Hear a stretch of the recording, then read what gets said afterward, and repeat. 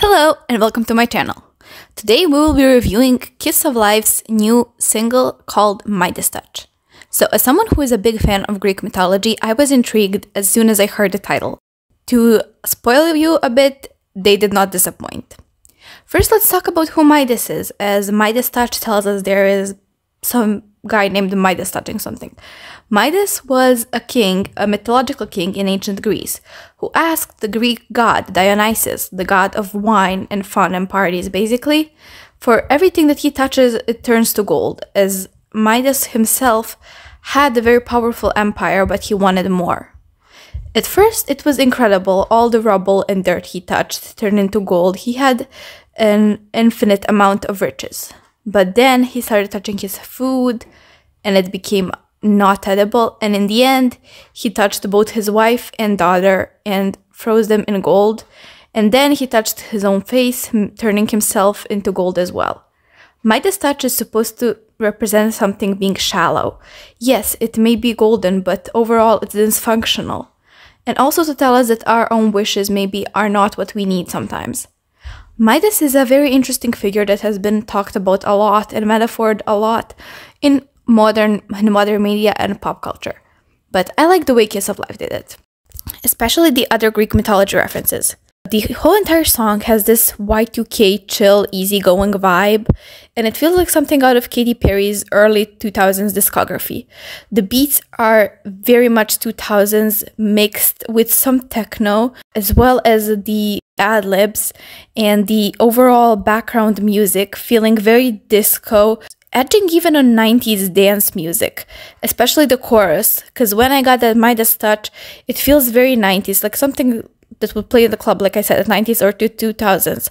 Even maybe having some similarities to the European dance pop music style that also blossomed in the 90s and 2000s.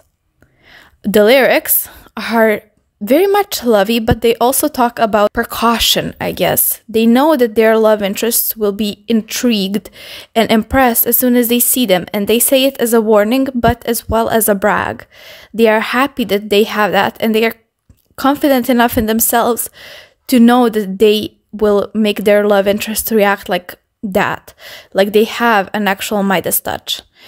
The love interests basically is asked not to avoid them, but even if he or she wants to, they will not have a choice, because Kiss of Life have that Midas touch, and once they touch or kiss the love interest, they will be coming back for more, as they will basically turn to gold. It's that metaphor. They'll become very vulnerable but also tied to Kiss of Life themselves. The music video is filled with references of Greek mythology and overall Greek Hellenistic culture, but my favorite is the way the girls are represented. Julie was obviously first shown in the middle of a heart representing Cupid, or, because this is Greek mythology, the Greek god Eros, the god of love and basically romantic and sexual love, the son of Aphrodite. Nelly was represented as Arachne, a spider. Arachne was also a girl from Greek mythology who was incredible at weaving, and she basically challenged Athena to a competition to see who could weave better. And while Arachne won, Athena was so jealous that she turned her into a big spider. Bel was represented as a peacock, an animal often associated with Hera, the queen of the gods. Obviously representing a queen, as well as Hera's jealousy is also a big metaphor used in media, and it fits well with this Midas Touch perspective. While I wasn't sure what Hustle represented, I think the best guess is that she represents a Spartan soldier, as while it reminded me a lot of Romans, I don't think they would reference Romans in such a Greek heavily inspired song. So I think she's supposed to either represent Ares, the god of war, or she's supposed to represent the Spartans and how they fought mercilessly for their country, like how Kiss of Life fights mercilessly for their love interest.